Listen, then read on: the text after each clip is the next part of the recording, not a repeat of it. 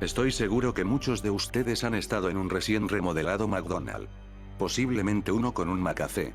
Pero, ¿alguna vez te has puesto a pensar por qué comenzaron la remodelación de los restaurantes en el primer lugar? El primer McCafé en los Estados Unidos apareció en Chicago, en mayo de 2001. Y ese fue solo el comienzo. Ahora en los últimos años, McDonald's ha remodelado todos sus restaurantes en América. La mayoría de ustedes podría incluso estarse preguntando cuánto tiempo ha pasado desde la última vez que pusiste un pie en un viejo McDonald's.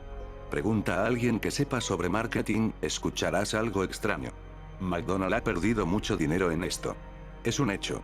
El nuevo amueblado no está atrayendo más clientes y el McCafé no puede vender café barato y sacar algún beneficio de eso. Tan solo echa un vistazo a los precios de Starbucks y sabrás de lo que hablo. Los interesados dicen que desean un ambiente más adulto. Una imagen con más clase para la América con más clase. Respuesta incorrecta. Googlea ahora mismo. ¿Cuál es el grupo de edad objetivo McDonald's? Los niños y adolescentes, por supuesto. Siempre han sido ellos. Así que, ¿por qué empezar todas estas remodelaciones?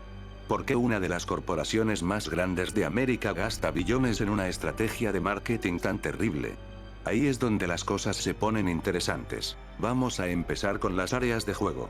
Si recuerdas bien, casi nunca había dos áreas de juego idénticos en dos McDonald's. Algunos de ellos eran muy divertidos.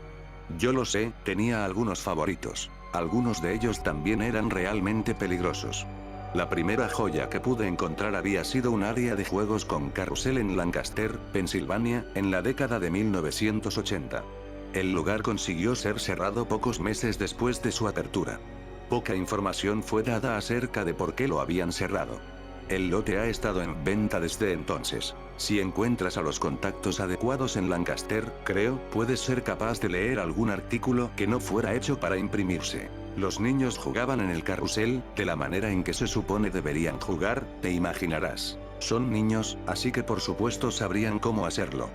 Bueno, un día algunos cuantos niños lograron arrastrarse debajo de esa cosa, pero nunca lograron salir. Todo el incidente fue tan fuertemente custodiado por el Departamento de Relaciones Públicas de McDonald's, por lo que tendrías problemas en encontrar a una sola de las personas que estuvo ahí durante toda esa tarde.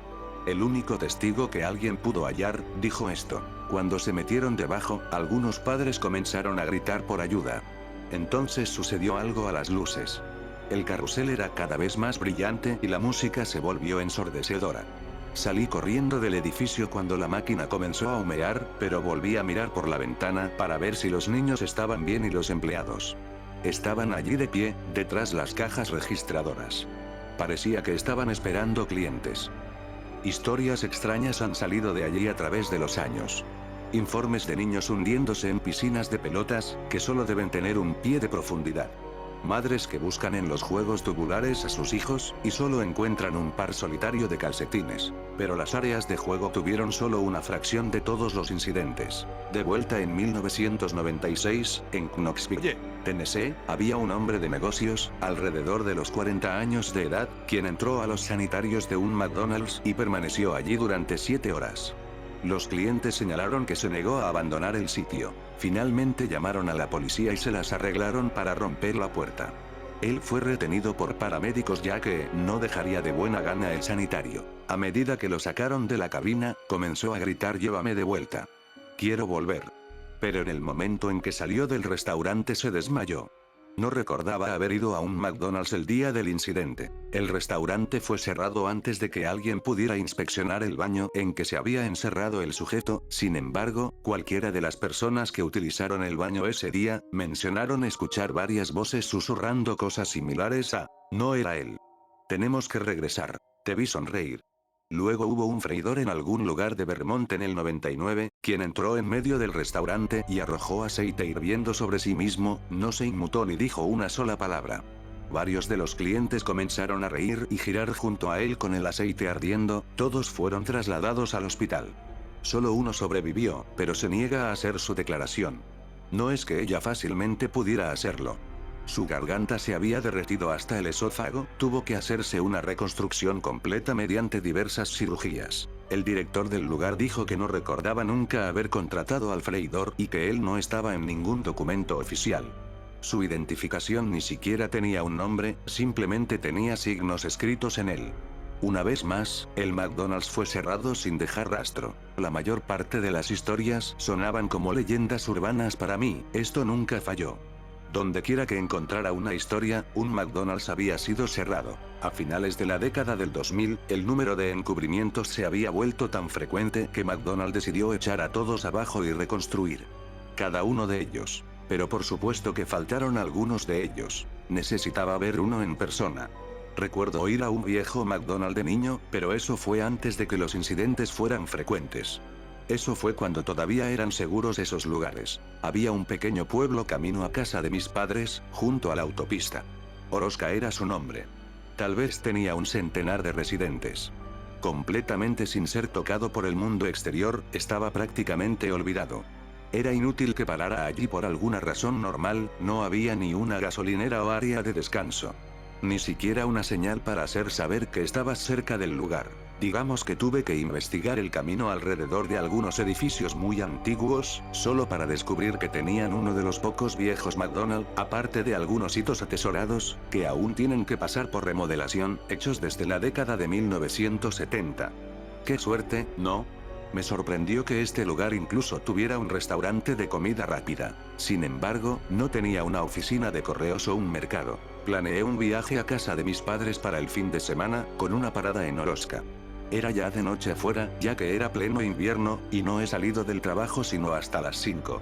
Tenía frío y mal humor por la situación de conducir de noche, pero sobre todo estaba decidido. No creo que hubiera encontrado el lugar antes de que los teléfonos con GPS existieran, el desvío de la carretera era un camino de tierra, sin puntos de referencia ni nada.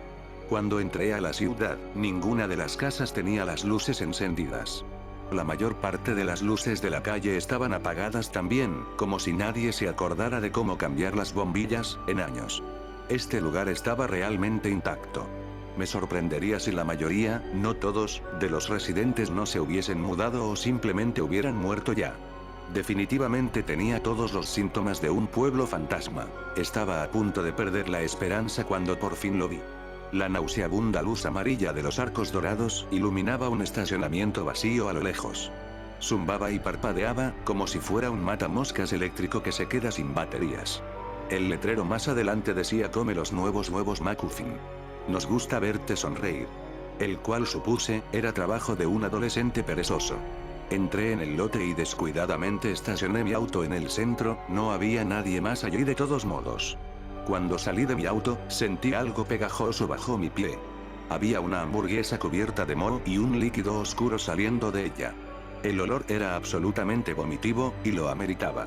Salté para quitar los restos de la hamburguesa de mi zapato, pero me di cuenta de que todo el aparcamiento estaba cubierto de basura.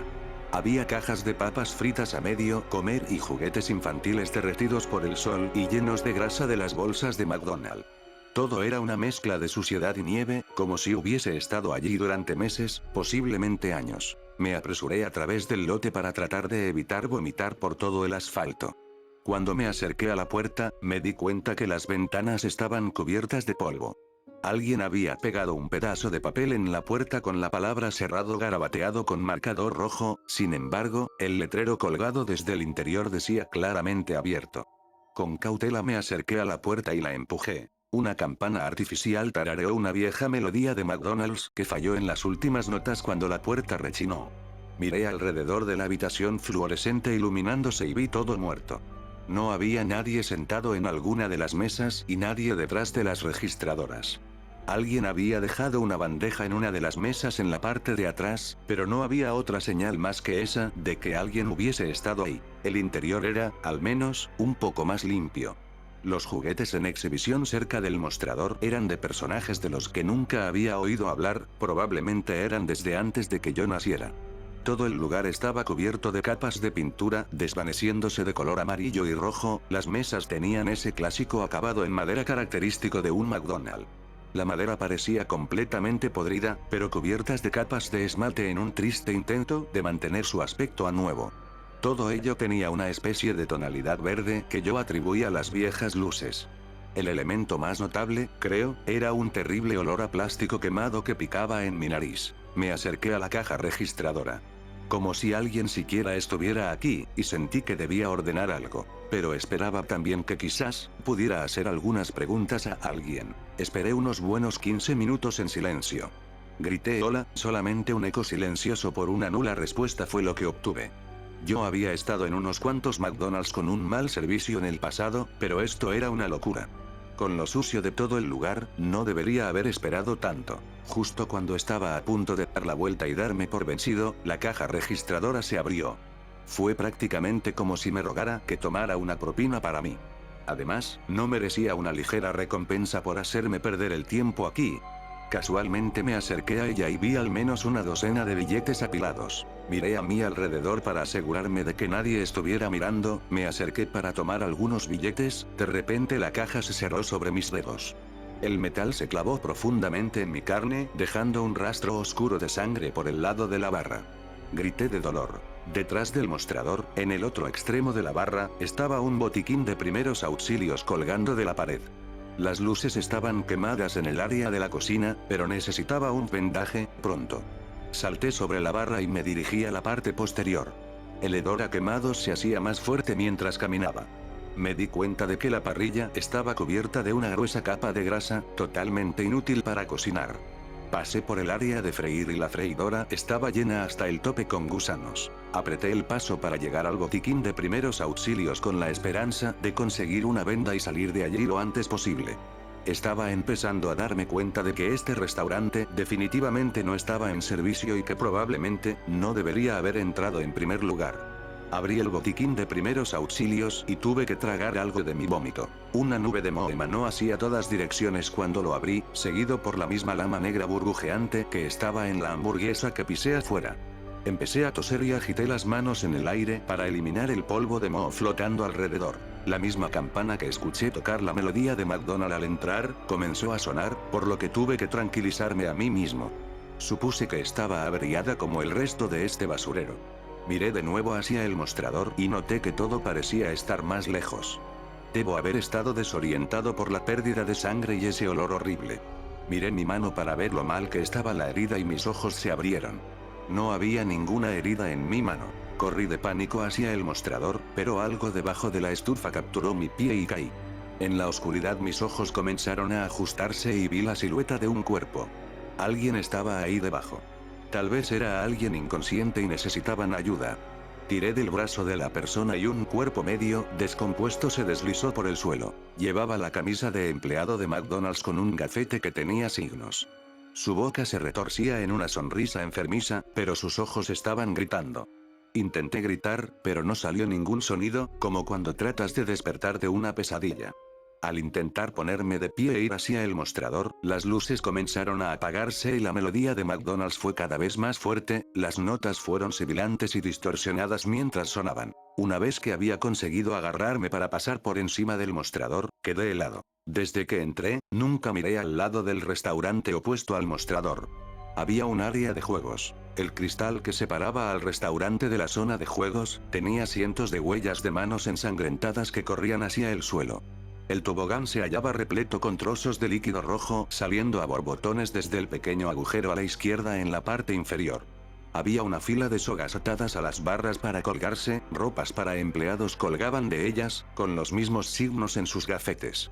Las mesas alrededor del perímetro tenían esqueletos acompañados de comida podrida abandonada en bandejas, algunos de los alimentos colgaban de sus quijadas.